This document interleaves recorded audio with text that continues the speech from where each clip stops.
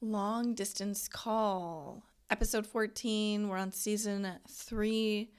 This is Supernatural. Let's jump into the episode, guys. This one's gonna be a creep show for sure. I just feel it. Like, this season has been scary. I was happy to have Ghost Facers last episode, but goodness, we're jumping back in. Can't keep calling here. I know. Just tell me you thought about it, please. There's nothing to think about. Don't say that. Guy's having an affair. Can't. He's cutting it off. You know I can't. Come to me, Ben. No. Linda, please. Okie dokie. Oh. Oh, wow. What? Ripped from the wall, his favorite scotch on the desk. What else could you possibly want to know? Why was the phone ripped from the wall? I don't know. You mind if I take a look? I woke up one morning, I heard Ben in his study. I thought he was talking to a woman. What made you think that? Because he kept calling her Linda. I picked up the other line, and nobody was there. Ben was talking to nobody. There was nothing. Just static. The man you gentlemen want to be speaking to is right this... What the heck? I know, sorry. Got something of a hygiene issue down here, if you have... What did I tell you about What? keeping this place clean? Mail. Stewie Myers, Mr. Campbell, Mr. Ramey. I don't know how all this got here. Different houses in the past 2 weeks. All got calls from the same number. Oh. And are they all dead? That's crazy. Call the phone company. Oh, no, sir, no. See, we're calling you. See, we've had a lot of complaints from the neighborhood lately. Complaints? Yes, sir. Dropped calls, static, maybe even strange voices on the other end of the line. No way you work for the phone company. Sure I do. Since when does a phone guy drive a rental or wear a cheap suit? If you did, then I would have told you that I've been right where you're standing right now. Hearing things, even seeing things that couldn't be explained. Maybe I would have been able to help out a little bit. Anyways. I've been talking on the phone with my mom. Oh. Like 3 years now, Dad. How often does she call you? A few times. Started a week ago. Your grandmother, who's having phone sex with her husband, who died in Korea. Yeah. Completely rocked my understanding of the word necrophilia.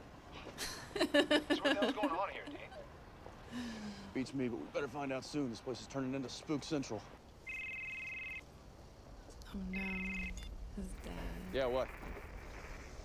Sam? Dean. Oh wow. Dean, is that you? Dad? Well, what did he sound like? Like Oprah. Dad, he sounded like Dad. What do you think? What did he say? My name? Why would he even call in the first place, Dean? I don't know, man. Why are ghosts calling anybody in this town? But I mean, other people are hearing from their loved ones. Why can't we? It's at least a possibility. What do I say? Hello? Hello? That's what you come back with? Hello? Thomas Edison's spirit phone. Did you know that Mr. Edison, while being one of America's most beloved inventors, was also a devout occultist? What's with the quote? He used to communicate with the dead. Pretty spooky, huh? And we're walking. It's we with are the walking. fingers, just in We're general. walking. It's me. How can I be sure? You can't. Dean, how could you do it? Do what? Oh. Sell your soul. I don't know how to stop it. Because if you break the deal, Sam dies, right? What? Well, I know a way out. For both of you. How? The demon who holds your contract. He's here. Now. Now it's on Messenger? No way. On AIM? Is it are they asking people to just kill themselves? Wow, what a sinister spirit that's doing this. Oh no, no.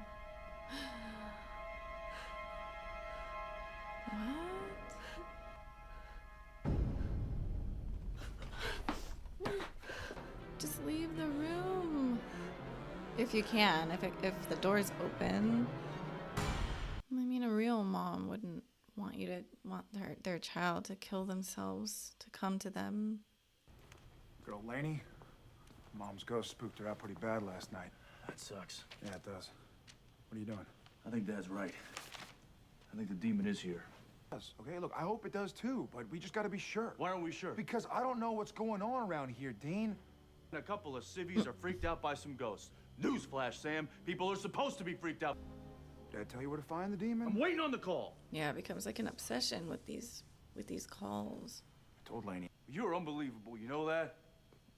I mean, for months, we've been trying to break this demon deal. Now Dad's about to give us the freaking address and you can't the man is dead and you're still butting heads with the guy. That is not what this is about. Then what is it? it? The fact is, we got no hard proof here, Dean. Please. Just please, don't go anywhere until I get back, okay, Dean? You know he's not gonna listen to you. But then she started asking me to do other things. What sort of things? Bad things. Oh no, not the kid. And it's on the fake phone. That's not fair. Greenfield Aww. speaking. Hi, Mommy. Yeah, I want to see you. Where are you? Oh no. And? Take his sleeping pills. Take all his sleeping pills. She wanted you to kill yourself? What about the little boy? Why would my mom want me to do that? She would not. I don't know. Oh God.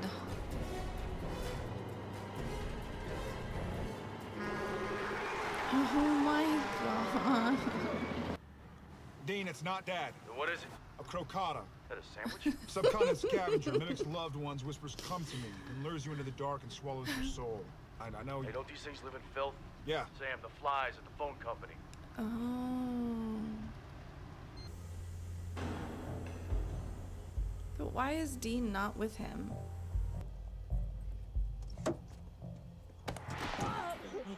Whoa, what the hell? I know what you are. Wait, mister, And I know how to please. kill you. I'm your friend. Just don't kill me. Don't kill me, please. With him? Thank you, Clark. Forget about it. Oh gosh. Clark? I'm starving. No! Oh my God, of course. Ew. Ew. No way. Oh, that's... Jeez, how did they film that? It's so awkward. Just some creep just like... No, not the... Hi, Daddy. Oh, Hey, baby. that's so messed up. You know how sad this makes you, old man. That's so sad. I know who killed me, Daddy. Oh, Dean. The man who killed me? He's at the house right now. What are you saying? Oh my God.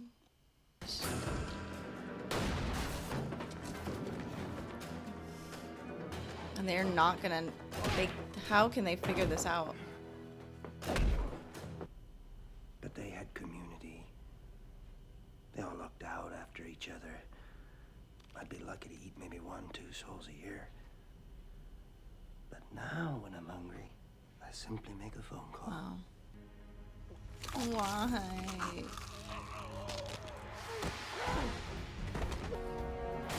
Man. Oh God. Crux Sancta. Sit mihi lux. You do this to my daughter, too. How the hell did you get out? You do this to my daughter, Oh. Wait, this is a mistake. You killed her. No, wait. Oh, that's just the way that's a death. That's... Oh God. Why did you kill her? I'm sorry. I didn't kill your daughter. you doing here? I don't know. I wanted to believe so badly that there was a way out of this. I mean, I'm staring down the barrel at this thing. For real, forever. And I'm scared, Sam. I'm really scared. I can't expect Dad to show up with some miracle at the last minute. I can't expect anybody to, you know? And the only person that can get me out of this thing is me. And me. What? Deep revelation, having a real moment here. That's what you come back with. And me. Do you want a poem? Moment's gone.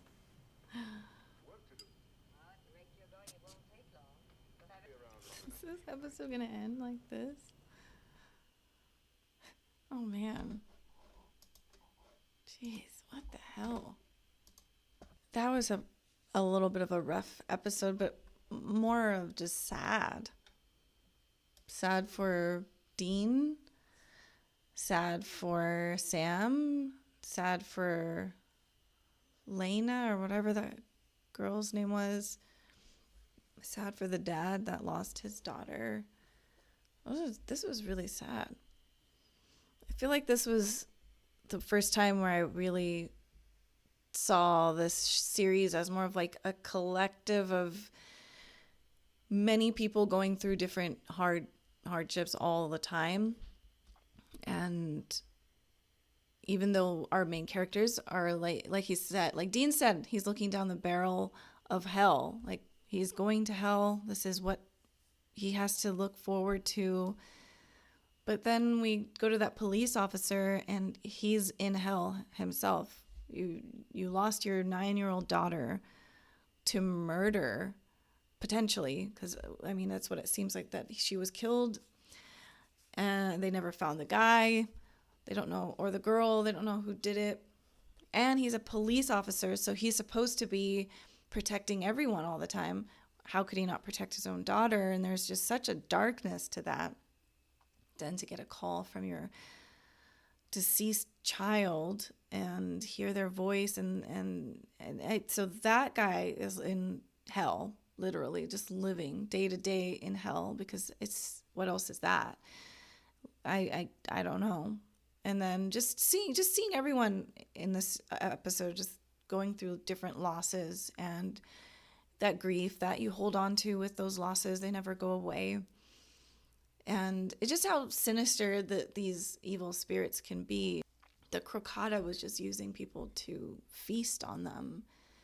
He was just selfishly very, very hungry. Who knows why he's here, why he was created, why he's in this place, but he's there, and he's just there to eat people and use their weaknesses to do so.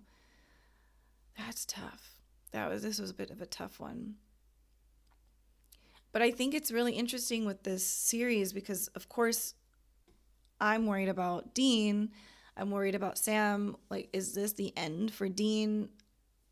Obviously, there's a lot of seasons coming up, so I don't know. Obviously not, but I don't know how it changes. You know, maybe he does go to hell, but he comes back as a demon, kind of like Ruby, and he just tries to help at that point. But it's not just them that are going through things. There's just so many. I guess I brought this up too. Like, I think the first episode that I can remember is the little. It was, oh God, I don't know if it was the first or second season, but they went to that lake where people were getting sucked into the sink and drowned and getting sucked into the river. And then they find out it was the dad or the grandfather had killed someone, like a kid or something, years and years ago. And now that kid is like coming back for revenge, and I think the grandson almost died. But I remember watching that and I was like, wow, this is a really dark show. And so I'm not sure why I keep forgetting that this show is just dark. Maybe because of how lighthearted Sam and Dean can be. And I love them so much, and I'm like following their lead. Wherever they go, I'm going. Like, I'm following them. But then you forget, like, oh, right, no, this show has been dark from day one, and it just, and it has its lighthearted moments, but most of it is pretty hard to watch, and it's scary on top of it. But I think that's just the reality of this world. It's like that the thing of life is suffering. We're here to suffer and also hopefully find peace at some points and contentment and joy. But at the end of the day, we're all going to lose people we love. We're all going to go through embarrassment or really bad shame, or you're going to lose your life will be lost too. Money will be lost. Things will be lost in this life. But since we're here, might as well try to make it the best time that we can, which is creating those connections. And whether that's a romantic connection or a friend connection or work connections, a pet, having children, being an artist, a singer, whatever it is that is a connection that can help other people be happy and yourself be happy, that's what we can do. Baking and making really good food and making people laugh or laughing. And I think that's what it is. It's not like, oh, I don't want to like make this even darker than this show gets, but yes, life is suffering, but just do what you can to enjoy what you can. I think that's what I'm like feeling now, because I'm just like, God, this is so hard. It's so dark, very much like life. And if you have a really easy life, it's a really good thing. But I think at some point, life gets hard. It catches up to all of us. We all get hurt. Some people more than others. And there is no rhyme or reason to it. It is not fair. It's just not fair. And so I just think, just try to enjoy the time you have, and just be the person you want to be, and someone you want to feel like proud of, and be the light, because this world is quite dark, and not just in the show, but in real life, it's dark. It can be really dark. So I just think I remember too, a patron, I'm sorry I don't remember your name, but I remember when I was going through the time, that hard time in my life where I was just like really, really sensitive to things, and Supernatural was just a little bit too much for me to handle at the time. And you said that it would be nice for me to look at Dean and Sam as kind of like a light in the darkness. I don't know if that's not quoted word for word, but it was basically like if I came back to watching this show, that I could see them as this like pillar of light, that yes, it's dark, but they're there to kind of guide you and guide all of us who watch the series through these really, really dark times. And I feel like that is true. I really do feel that way. I feel like they picked the best actors to be in this series. I'm so connected to them, and I feel like it's so weird how sometimes things work out that way. I was thinking about that when I just watched Deadpool and Wolverine for like the third time, and it's going to be a fourth and a fifth coming up, because I'm obsessed with the movie. But when I think about Wolverine and Hugh Jackman, and the fact that somehow he was cast as Wolverine 24 years ago, and it's like he's the perfect Wolverine. And it's just strange how that happens. The same with Ryan Reynolds being the perfect Deadpool. And this is that thing. The fact that Jensen and Jared were cast into this series, I don't know if there were other people meant to be in this series, and everyone went in for auditions, and how it worked out, I have no clue. But it's just so weird how they both ended up doing it, and the chemistry that they have together is so cool. I'm just trying to talk about lighthearted stuff, because this episode was really messed up. It's so messed up. And then also, it's just really cool because, I think, I love both both of them so much. They're just, it's peanut butter and jelly. Like they're good. And like you need both of them together. They're just like soothing in some way for me. And I have the biggest crush on Jensen, and I know I'm not the only girl. And I have a crush on Jared as well. But the thing, I'm just thinking about this because I don't know why I'm laughing. Because like I'm gonna be honest, I just feel like I haven't had this is so vulnerable for me to say this. Like I just haven't felt like attraction to anyone for so long. And I was like, something's off with me. But then watching this series, I was like, I'm alive. I'm alive. I feel alive. So yeah, it's nice to see both of these men. Jensen does a little, like, I get a little like this in my heart a little bit. I can't help it. Just with the, yeah. That's been from day one when I saw him, and just love it. But anyway, I just enjoy what's going on. I enjoy the show. I love the realities, the darkness of it, the real, like, almost impossible, the impossibility of it. Life sometimes just feels so impossible. And like, what are we, and here's Seek, and it's like, well, how do we get out of this? Where do you go? Where do we turn? And I've felt that way in my own personal life in the last couple of years, where it's just like, damn, things are hard, and what do I do? And is this what life is just going to be like? And so honestly, it is helpful to watch. It is helpful to watch this series because it is like that. If you know they're getting through their shit, I can get through my shit, and it's not rainbows and sunshine, but we'll have good days sometimes, and maybe more good days, and you know, more so than bad. Been really enjoying this. I'm really happy to be back with Supernatural. But yeah, this was.